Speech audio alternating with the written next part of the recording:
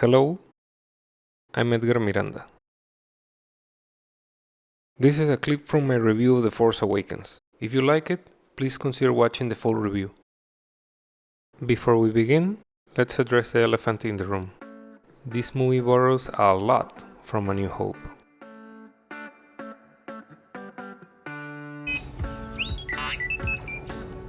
As far away from here as you can.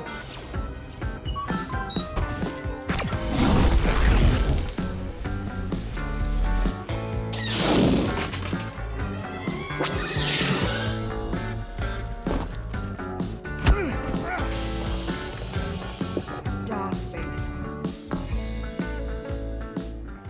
Okay, so you get the idea. Let's try to get past that. The movie starts and it pushes hard for me to ask who Kylo Ren is. Something far worse has happened to you. I know where you come from. Before you called yourself Kylo Ren. First Order rose from the dark side. You did not. You cannot deny the truth. That is your family. Numbers! So, if you were expecting a big reveal in the next movie... No. I am your father.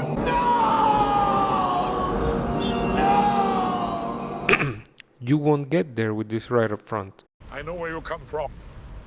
Before you called yourself Kylo Ren. You cannot deny the truth. That is your family. Yeah, not the same. That's why I like that they don't try it, and that we don't have to wait much to get to know who he is. The droid we seek is aboard the Millennium Falcon. In the hands of your father, Chewie? Han Solo. Oh, Even you, master of the Knights of Ren. meh. Kylo Ren, Ben Solo, is my favorite character in the trilogy. His portrayal is intense and raw. As a character, he is conflicted and flawed. And his family ties make me immediately emotionally invested in his arc. Whether he stays in the dark or goes to the light, one thing is certain. He has the potential to be much more than just a Vader copycat. And on that note, Han, Leia, and Ben are the backbone that holds this trilogy together. The 3-movie arc involving these characters somehow survives and adapts to the changes in writers and directors. They are the highest highs and make it possible to withstand the lowest lows. Han Solo is one of my favorite characters, and here he is what connects Rey and Kylo Ren. For Rey, he is a way out, giving enough time a reason to leave Jakku, a father figure, a new family. For Ren, a disappointment. Unfortunately, we never get to know why, but it is implied that he wasn't always around. When we meet Han and Leia in this movie, we find out that they have been separated for a while, probably due to the loss of their son. You think I want to forget him? I want him back. There's nothing more we could have done. There's too much Vader in him. So it is known, at least to Han, that Darth Vader was Anakin Skywalker, the father of Leia and grandfather to Ben.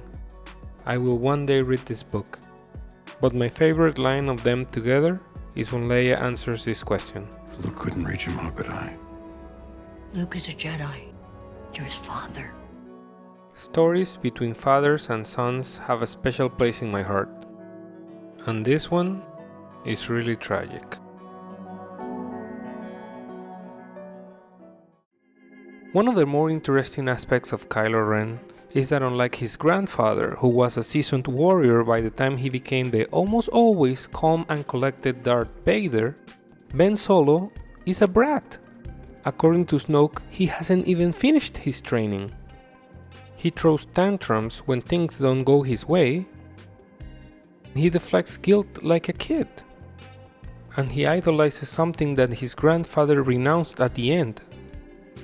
Fun fact, in the book by Alan Dean Foster, Snoke thinks back on the Empire's downfall and addresses if Vader's turn was known or not.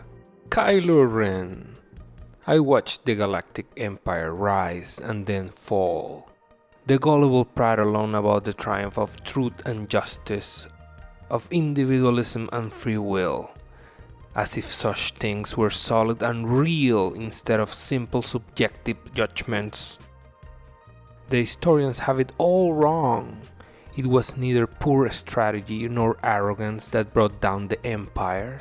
You know too well what did. Ren nodded once. Sentiment. Yes. Such a simple thing. Such a foolish error of judgment.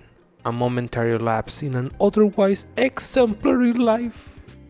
Had Lord Vader not succumbed to emotion at the crucial moment, had the father killed the son, the Empire would have prevailed, and there would be no threat of Skywalker's return today. I am immune to the light, Ren assured him confidently. By the grace of your training, I will not be seduced. It's weird to think about it now, but before this scene, we didn't know that Rey was force sensitive. Finn was a red herring.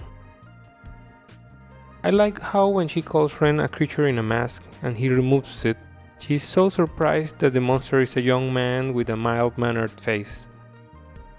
And remember I said he was a brat? You know I can take whatever I want. Jeez. I know you've seen the map, and now you'll give it to me. Something else? Rey has interesting dreams. You imagine an ocean.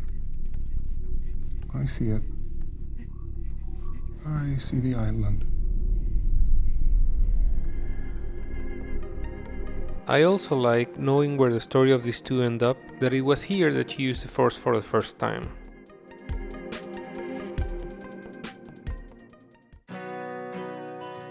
Thank you for watching.